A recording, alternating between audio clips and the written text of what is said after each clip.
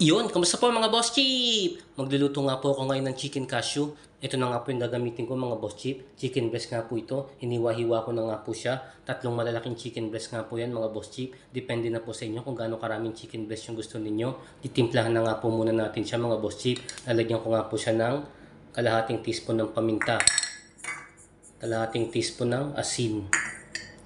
Kalahating teaspoon ng paprika. Isang kutsarang harina.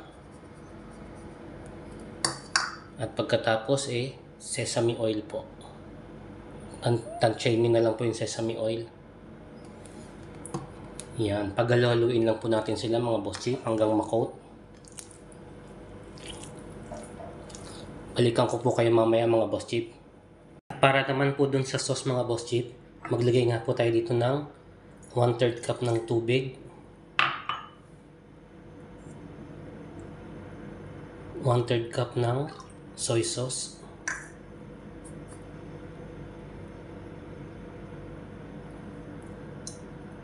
Oyster sauce.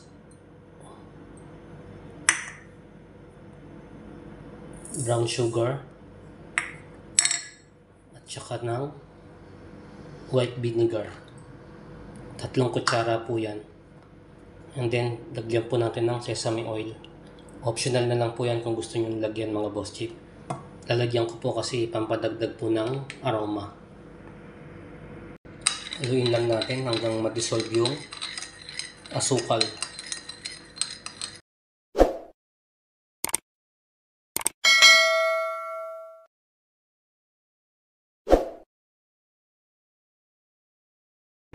Iyon mga boss chip! Na-ready ko na nga po yung mga pangangailangan natin sa pagluluto ng chicken cashew. Ito na nga po sila mga boss chip. Ipapakilala ko na nga po sila sa inyo isa-isa.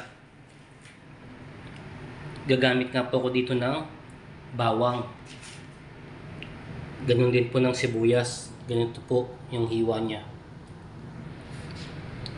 Maglalagay din po ako ng carrots. Optional na lang po yan kung gusto niyo pong lagyan. Maglalagay po ako ng dahon ng sibuyas.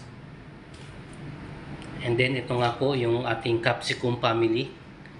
Green bell pepper, yellow bell pepper, at saka red bell pepper. At syempre dahil chicken cashew nga, ito nga po yung ating kasoy. Ito na po yung chicken natin na tinimplahan natin kanina.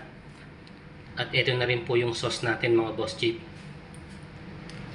Gagamit din po ako dito ng sesame seed mamaya pagkatapos. Ayun na nga mga boss chip. Ready na nga natin to. Simulan na po natin. Una nga po ay magpainit nga po tayo ng kawali.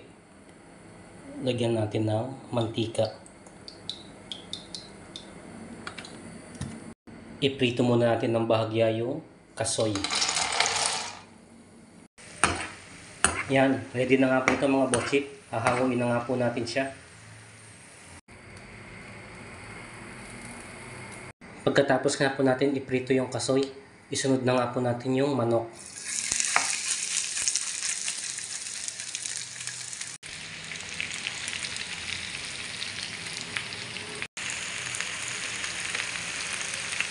Nahango ko na nga po yung manok mga boss chip. Nagpainit nga po ulit ako ng panibagong paglulutuan. Lagyan ko nga po siya ng mantika ulit. Lagay ko na nga po yung bawang. Then sunod na nga po yung sibuyas.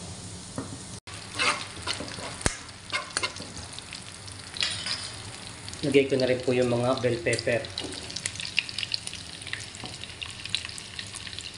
Yung carrots.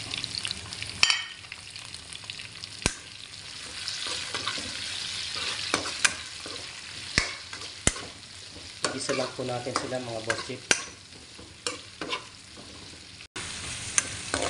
Yan. After 2 minutes nga po na paggisa natin mga boss chip, ilalagay ko na nga po yung ginawa nating sauce.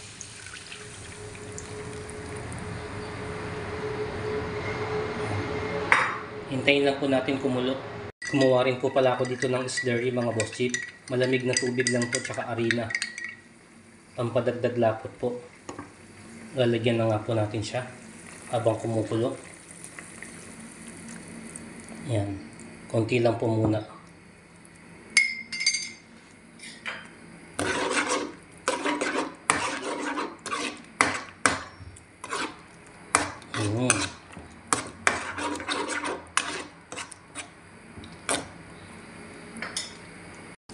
Medyo malapot na nga siya mga boss chip. Ibabalik ko na nga po yung manok.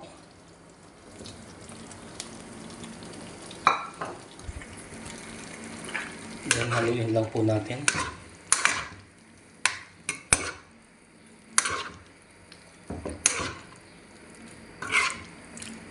Yan, nahalo na nga natin ng maigi. Kaya nalagyan na po siya ng sauce yung lahat ng manok. Ilagay ko na po yung dahon ng sibuyas.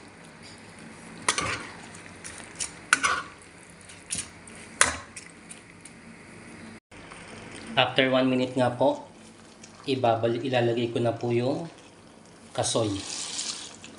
Yun, dali, chicken cashew.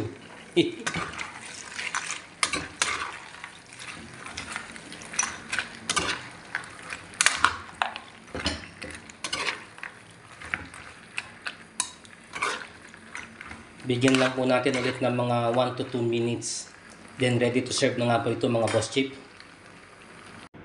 Yun, eto na nga po mga boss chip. Natapos ko na nga po yung aking niluluto na chicken cashew. Ready for tibag na nga po ito sa aking mga kasama. Kung nagustuhan nyo nga po sana yung video ko ngayon, huwag nyo po sanang kalimutan mag-like, share, comment, at pakisubscribe na rin po ako mga boss chip. Lalong-lalo na po yung mga nagsisimula pa lang na gustong matuto ng mga simpleng lutong bahay. Naririto po kayo sa tamang channel. Sige na po muna mga boss chip. Kakain na nga po kami. Salamat po ng marami sa inyong panonood at mag-ingat po kayo palagi dyan.